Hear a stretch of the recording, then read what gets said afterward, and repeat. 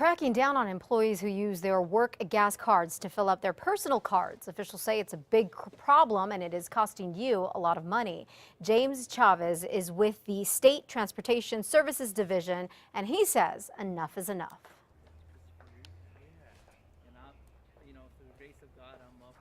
We're trying to strengthen up our rules, make the employees more accountable, while at the same time making sure that we have all the right safeguards in place. Chavez says the state needs to make sure that there's only one gas card given per vehicle and that it needs to have a spending cap on the cards. He says that if workers get caught stealing gas, they could lose their jobs and even face criminal charges. Currently, there's about 4,600 state passenger vehicles in use. $650,000. That's about what the city of Rio Rancho paid for a big piece of land back in 2006, and now just a big mess and causing a lot of problems. The city bought these 6 acres here on Northern, just west of Highway 528, then started to build a big community center there, but the economy tanked around 2008, and the only thing that got done is just this frame of a building. All right, the mayor there says that he truly believes if the economy would have continued on the path it was at Rio Rancho, would have finished the project, but unfortunately it didn't. Well, now the land's become a hot spot for crime. People are raiding it for any kind of scrap metal they can. They've even stole a fence that's supposed to protect that area. So now the city is trying to see if it can go ahead and sell the land. Well, if you haven't already, on Tuesday, voters here in Albuquerque will head to the polls to see if they want to increase the city's minimum wage. And now, 2 of Albuquerque's city councilors, Trudy Jones and Dan Lewis here, have filed an ethics complaint against a group in Washington, D.C., hoping that the minimum wage goes up from $7.50 to $8.50 an hour. The 2 say this group is called Working America, is using robocalls and mailers, even though it hasn't filed the right paperwork with the city to do that. This is not citizens of Albuquerque doing this. This is an outside national organization, and more importantly, they have not registered as we are all forced to do, required to do when we run for office. Working America could get fined thousands of dollars if Albuquerque's Board of Ethics decides it broke the rules. Elizabeth. After getting complaints from voters, Secretary of State Diana Duran has ordered to have some voter guides be removed from polling sites. Duran says a 2011 law prohibits campaigning and electioneering near polling places, which applies to the voter guides that are put out by the League of Women Voters. Now, the publications have been available at early voting locations and the clerk's office for many years now. The guides can still be found at public libraries, however, as well as senior and community centers. All right, and former New Mexico Governor Gary Johnson, who's running for president as a libertarian, was not allowed to be in the 3 major presidential debates, so now his campaign is literally superimposing him in them instead. Check this out. It looks like Johnson is answering Bob Schieffer's questions in the 3rd debate on foreign policy. Actually, go check it out. All the video on our website at KRQE.com. Just click on news links.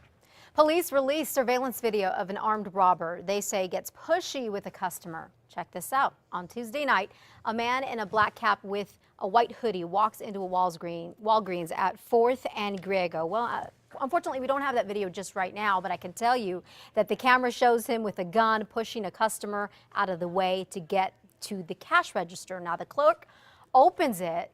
The gunman then grabs the money and takes off. APD or Crime Stoppers want you to give them a call if you know anything about that situation.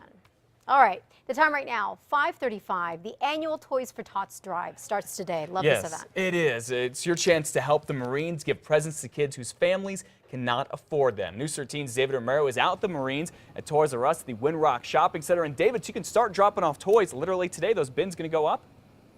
As of this minute, Matt, they already have some of the bins out here, and of course the U-Haul truck that they want to fill this morning. We are once again joined by Gunnery Sergeant Lucas Rodriguez from the United States Marine Corps. Gunnery Sergeant Rodriguez, let's talk about how much has the demand grown in the last year? The demand last year we had 7,200 kids, like I said before. This year we expect that number to rise to 10,000 children. So this year we're going to need to collect more toys. Last year we collected about 65,000, which each kid received about 2 to 3 toys. So on Christmas morning, they woke up, had toys underneath the Christmas tree. So this year we are going to have to go out there and collect more toys, get out there more in the community, get the support from the community and the leadership of the city. What kind of reaction do you guys hear from the families once they receive the toys? The families come in on distribution weekend. They come in, get the shopping cart, go through, get the toys, and all we hear is thank yous, and you know that we couldn't have done it without you. Our children have Christmas this year, but because of the Toys for Tots and the Delta Company, the Marines here in Albuquerque. And of course, Toys for Tots couldn't happen without these guys. They are heroes out on the battlefield, and of course, heroes here at home for all they're doing for Toys for Tots campaign that happens every year. It's getting underway starting today. How long does it last? Distribution, when we hand the toys out, is going to be December 13th to the 16th.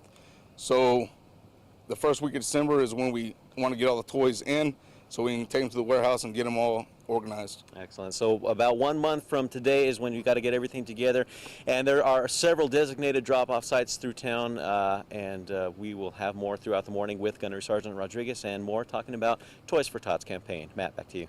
All right, great campaign. Thanks for the update, David. And Toys R Us, not the only place where you can drop off toys. Again, starting today, there are bins all around town, including one right here at KRQE. Check out the whole list at our website, krqe.com. Just click on news links. And we have some good news on a disheartening story about a Toys for Tots donation box in Rio Rancho. Last week, someone, you can see in some surveillance video, possibly, stole the box and about $80 from this UPS store in Rio Rancho. Here's what a picture of this man looks like.